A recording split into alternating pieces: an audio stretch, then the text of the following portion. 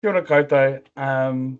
So I am the fortunate recipient of having two surfers as my kaimahi, and trying to lock them down when they're not surfing, to work on the ArcGIS for the iwi. And so, ko Maihi Makiha tōku ingoa, I heke mai au mai ngā maunga tapu o Pangaru me papata, e tipu ana I whānau mai au ki raro I te maunga o Pangaru. Hoi no, he kaimahi a hau, he kairinga raupā mo te iwi o Te Rarawa'a whānui. Rā, so kia ora tātou katoa, Maihi from Pangaru, born and bred, and am the iwi fixer-upper. I've been working with the Runanga now for, I think I'm up to 7 years now, 8 years. And I have been employed to do many different projects throughout the iwi, but mainly focused on hapu development and growing our marae and building the capability and capacity of our whānau within our marae to look after not only the physical buildings of the marae, but also the taiao that surround them.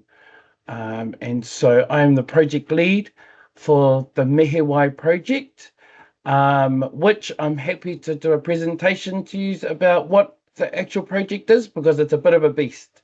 I have a team of 12 in my team, and Sam and Sergio are one component of the team. But yeah, I can do a presentation to you if you want to get a bit of a, so we could get off, so you could get a bit of an idea of what we actually do and why we have access to all of these awesome things like GIS. So I'll share screen with you and I'll show you a presentation of Te Rarawa'a.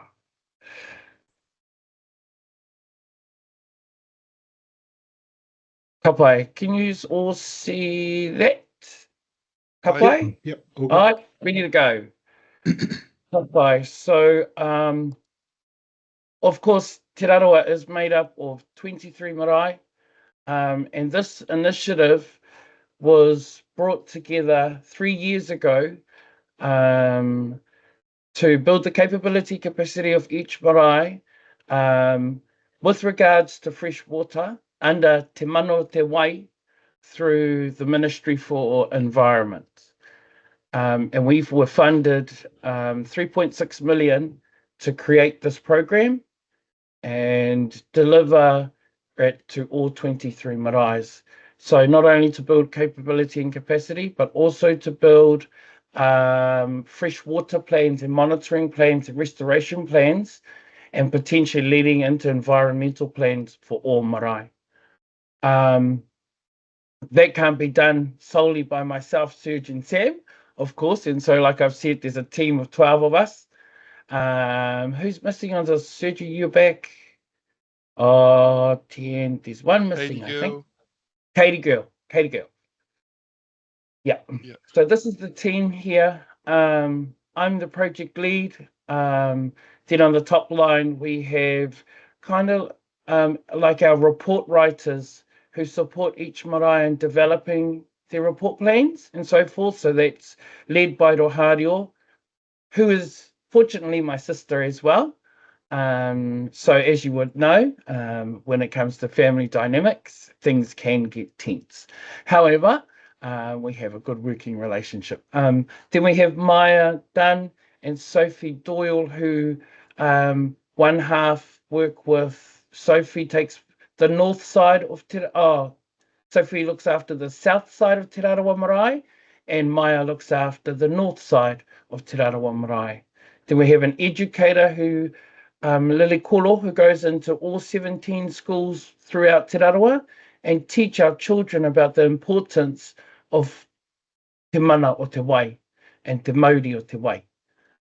So, yep, every term she has different schools and she goes out and delivers a school program to all our tamariki, protecting our future with regards to te wai. Then we have Sam. So you've met Sam, and yes, Sam is our GIS guru, if you may say so. Everything goes to Sam when it comes to mapping data, and he makes it look pretty for us.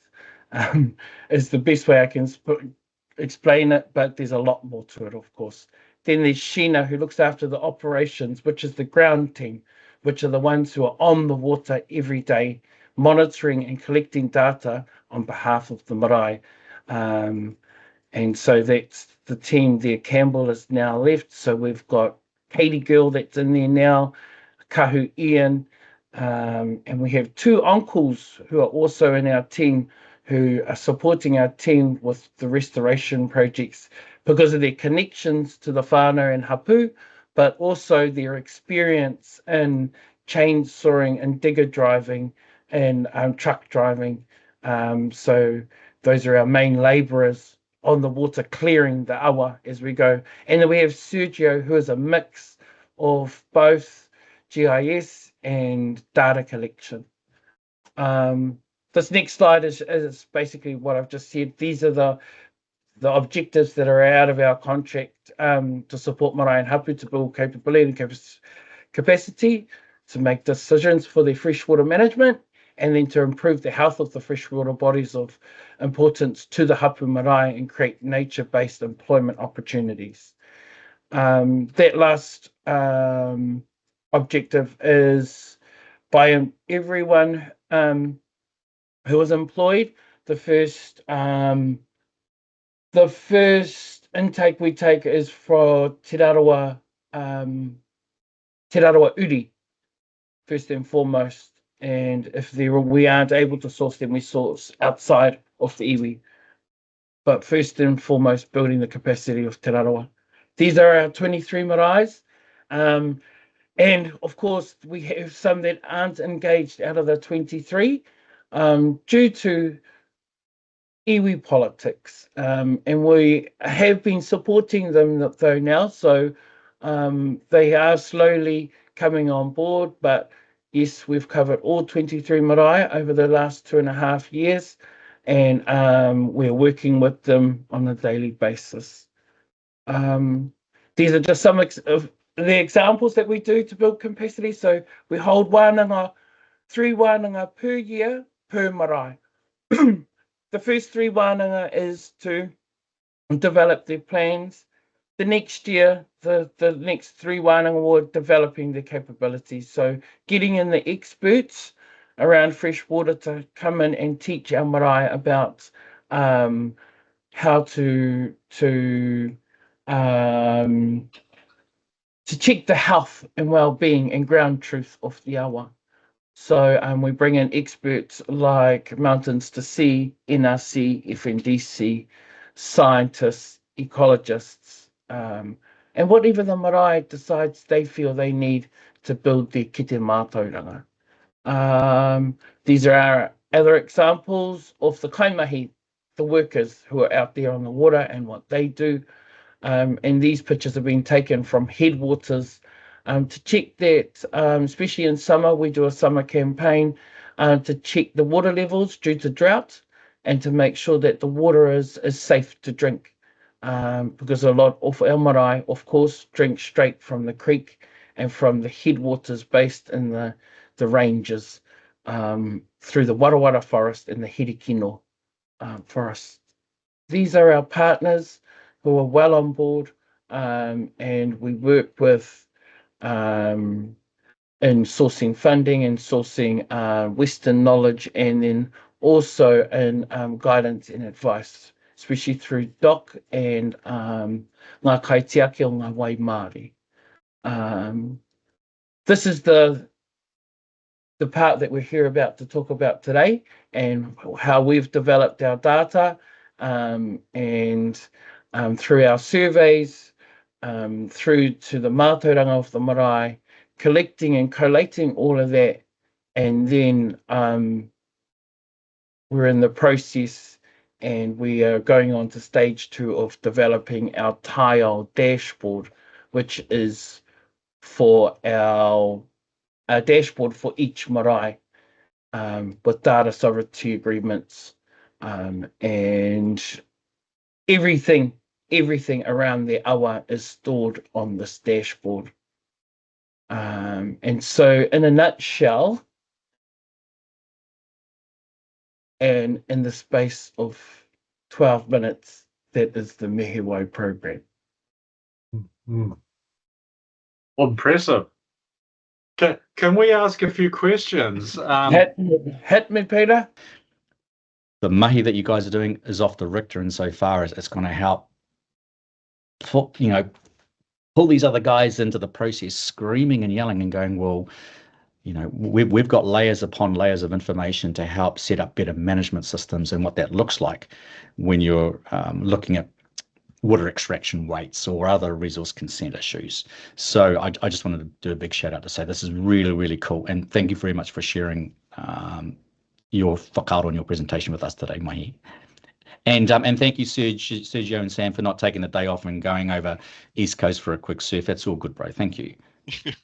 Oh, good. I think just to add to that, Philip, thank you, mihi ana, moe nā kōrero, because it is the soul and the heart of our program is the marae, is the people who live at the marae. And so, yes, we've gathered what we can, but I have to say the first year and a half was to build their trust, was trust building, to engage with us, and that'll be the component of employing our own. It's lucky that one of my 12 team can whakapapa back to that marae and are able to talk to their marae about the importance of collecting this data and why it is.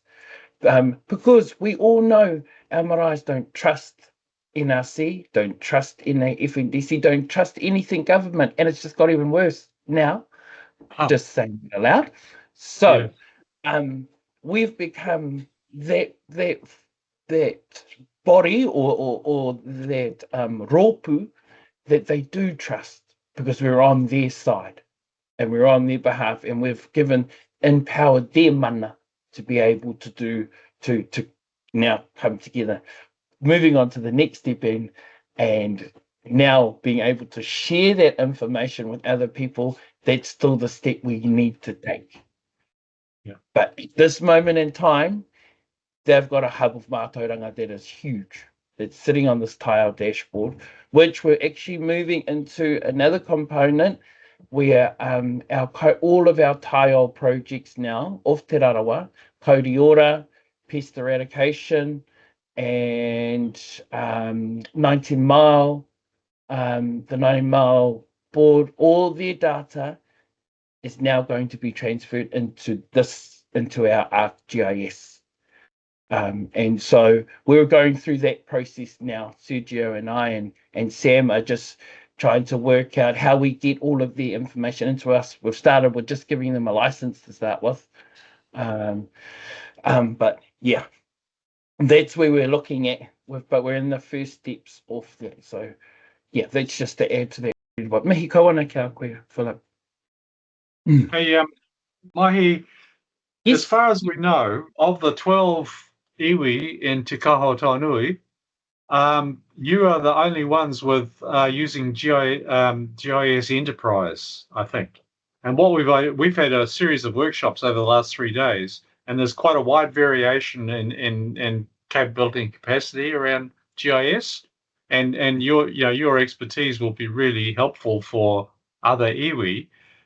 Can you talk a little bit about your experience with GIS Enterprise and how, and I maybe also touching on how, if you're able to like firewall individual marae data so they have a sense of control over it? What I will do, Peter, and as I'll be straight with you, Peter, I go and get the money.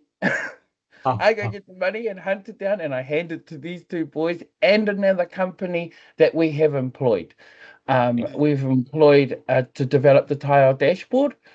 We've employed a company called Takiwa, run by Mike Taitoko, who we have a meeting actually today after this because we're moving into the biggest stage. And so, yes, I go and get it together. I get the information from the marae and I hand it over to these two and to Mike. I go, now you do your job and make it look good and make it marae friendly. Nan doesn't want to see a list of vertebrate species, all written in scientific language. She wants to see them in Māori and how many they're in there. That's all she wants to see. Uncle doesn't want to see the chemicals inside the water. He just wants to know, can he drink it or not? So I do that to make it marae relatable for the marae. And these two sort it out. So I'm going to put it back in their hand. Go Sam, go Serge. Yeah, sweet as. So yeah, essentially we bought a sweet package with the Enterprise and just ArcGIS Online together, and predominantly we've also got the desktop. So we've got the GIS Online, the desktop, which is GIS Pro, and then Enterprise. So initially at the beginning of this project, we were planning to do all of the dashboards set up ourselves. And so that was the main driving force behind getting Enterprise as well, is it gives you that capability to build dashboards. And to your question, Peter, within those dashboards, you can build, they essentially call them resource groups, where you can group people or group users together and essentially say that they only have access to this stuff in terms of that. But so yeah, with Enterprise, it's essentially it's like a online storage basket, which you can then use as a visualization tool as well in terms of creating these dashboards to access information. There is quite a lot of work that's involved with that, and I'd say that a majority of the work actually comes from your kind of network management of how the enterprise is actually set up in the background, which is pretty high level stuff. So that's where we kind of took a step back and handed it over towards Takiwa for doing the dashboard creation, because that's just like what they do, sort of thing. But yeah, so I guess like for us, we use the ArcGIS online platforms in terms of you can create surveys, and there's apps like field maps. So all of our field workers can access any of the historic data we've collected out in the field through their phones. They can also like check property boundaries and property ownership on their phones and stuff like that with the field maps. And that's more of just an operational tool while you're out in the field doing the collection. And then with the GIS Online, another component of that is it gives you access to GIS mapping functionality away from your desktop. So if you have your online login account, as long as you've got access to the internet, you can actually log in and perform mapping operations and analysis and things like that. And then finally, yeah, we've got the Pro, which is, I'm sure you guys are pretty familiar with that. In terms of that's just our desktop application where we do a majority of our analysis and kind of mapping in general, I guess. So yeah, I guess that's a real quick run through. If you've got any like specific questions around the operation of Enterprise or anything else, how they talk to each other, just fire away. And if I can't answer it, I'll point you at Sam. Yeah, so does each marae have their own license? So how it's currently set up, and granted, I don't think this will be the finished product of it, is for Enterprise, we've got 1,000, I guess you'd call them user licenses. Yep. And they're of the most basic allowance sort of thing. So that means that they can log in, view data, download data, that's accessible to them. But apart from that, they can't do anything else. And then so within our online space, we now have 6 or 8 licenses, which is the actual licenses to complete the mapping tasks and analysis of data and things like that. And that's because we're looking to bring these other projects within the tile space of Te Rarawa'a in. So the goal would be each project space would have their allocated GIS administrator slash specialist. Right. Yeah. So in that case, so with the data collection side of things and the actual mapping, I think it's 6 or 8 licenses we have. And then we've got 1,000 user licenses allocated to enterprise, which is the licenses we would give out to individuals, hapu or marae, to then log in and view their data. And I suppose just to add to that, Dave, the deal is with the marae. The deal so far with the marae is that you get 2 user logins. So for your chairperson, your marae chairperson, and then your tile champion. Yep. And if there's any fresh data or new data that they've collected or they've found themselves, they would send it through to us, back to us, and we'll upload it for them on this side. But we just don't want 23 maraes tutuing with the bloody thing and ruining it. So you just get to look, read, and download. That's all. But on the back end of it all, well, it's these 7 licenses that we we will do the uploading on their behalf. Once our programs roll over too, because I have to let you know, we finish June 2025. That's the end of our project. So the runanga itself is looking at how they keep us going. Right. Yeah. Oh, kia ora whanau. I've got a question, and it was just around it's basically around storage and servers. So I'm presuming that obviously there's the one centralized one which is accessed from marae. And I'm just wanting to ask about that security of that type of system from your guys' perspective. So I guess ArcGIS they've got a long-standing history of kind of operating alongside governmental agencies. So they've got a pretty good policy and structure in place around their security of their online servers. I guess at the end of the day, you can never guarantee that it's 100% safe. Just on that topic, another part of why we ended up going with Takiwa compared to the enterprise side of things is enterprise is their cloud servers for Australasia, I think, are based in Australia. And so because of that, we had a few questions from hapu around having their data sit offshore somewhere else, which is 100% a fair question.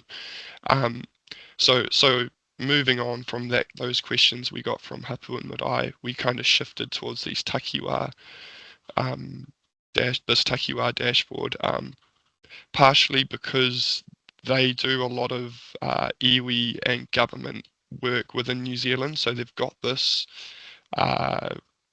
data like security really locked down. And then the second part of that was that their servers are all based in New Zealand. So there's even though that data is still in the cloud, it's all based within New Zealand, which to some hapu is an important part of the equation. Yeah, we're quite interested in looking at what a wider collaboration might look like, and you've sort of opened up the possibility that somebody like Takiwa could sort of facilitate that for us.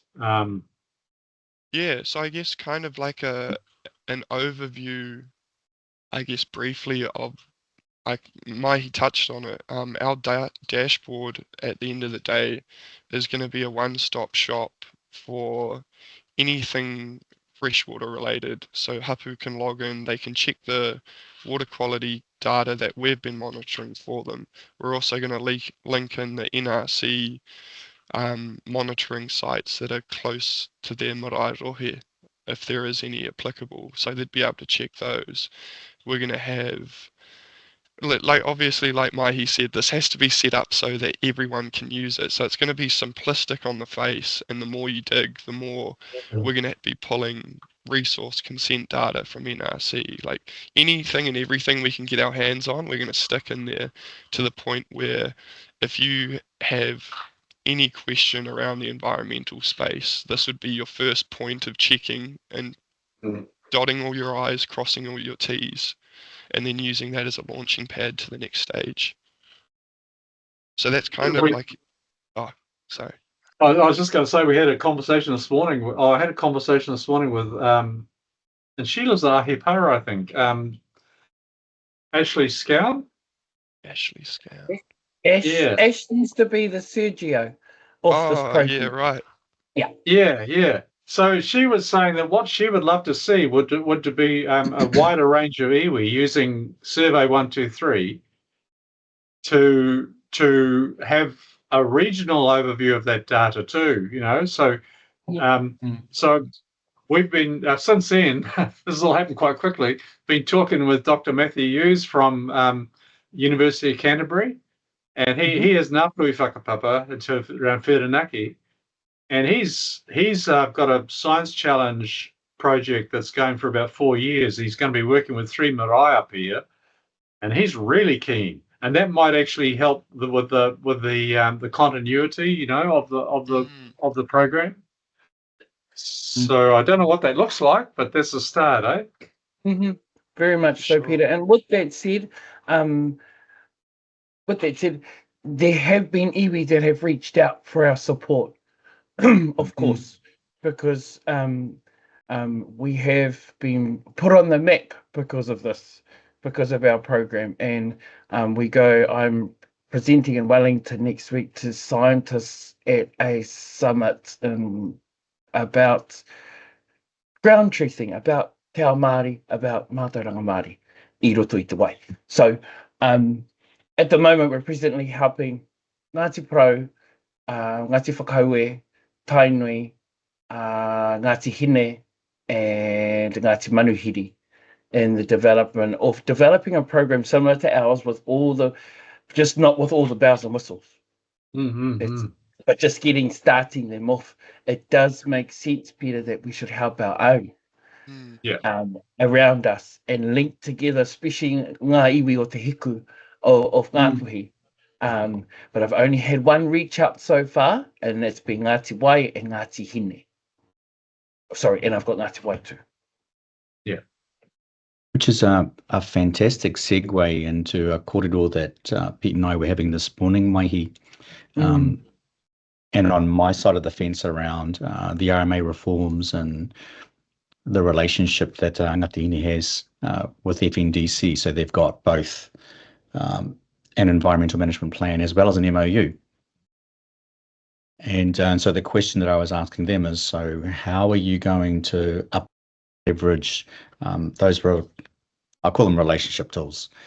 So how do you uplift those relationship tools in order to be really, really clear around what environmental management looks like for Ngāti Hine?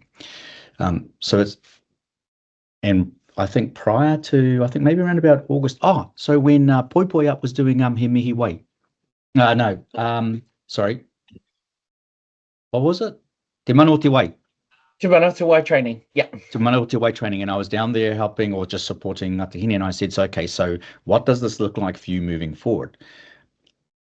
For us at Te Kaho Taunui, we're quite clear that we want to see the capacity and capability of our TIOP practitioners in the GIS space to be elevated. So we're looking to collab with whoever we can in order to provide that GIS mechanism that might be sitting behind the scenes. So there's a fantastic opportunity for a kōrero of Maihi around how we could potentially support what, not necessarily what your program looks like, but what might be picked up and supported by other hapu as part of that process. But with one question I did have around He Me He Wai and the monitoring, and if we look at it in a Pangaru context, how far down do you take the monitoring? Does it also go down to that sort of estuarine coastal space? And if that's the case, how do you manage sedimentation? But okay, back to the monitoring, I'm going to answer a bit of it, and Sergio is going to jump into because he actually does it.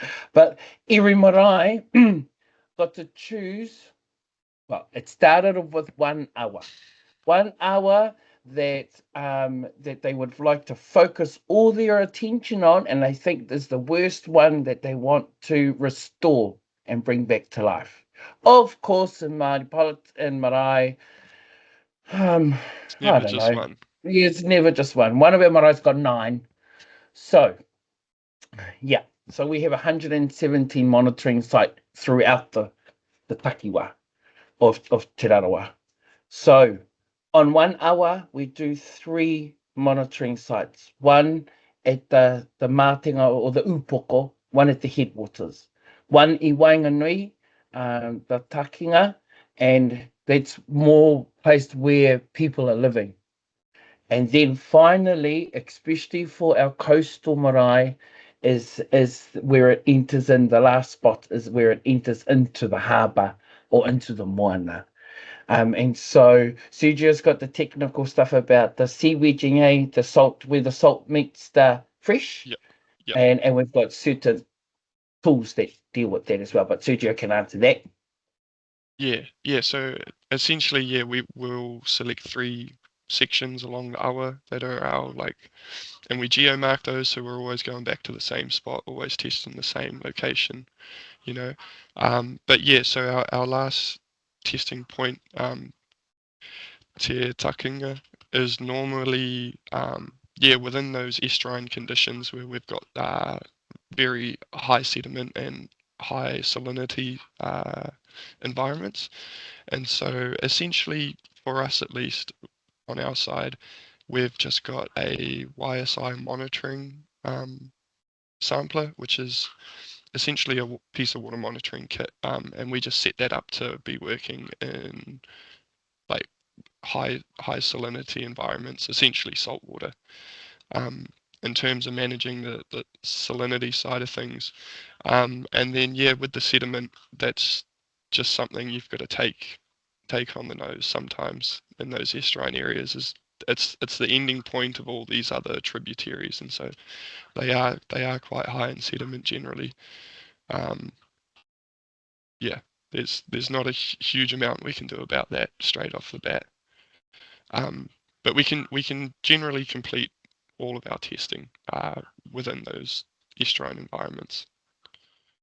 I suppose the other thing is that the reason we test the head, body, and end of the stream is to see if where the water quality changes, and where there may be major factors, like if there's a farm that's doing immoral practices or something like that, we can kind of locate where the water quality starts going down. I think in this Takiwa dashboard that we're building, we're going to try visualize that in a traffic light system. So red is bad, orange is moderate, green is good.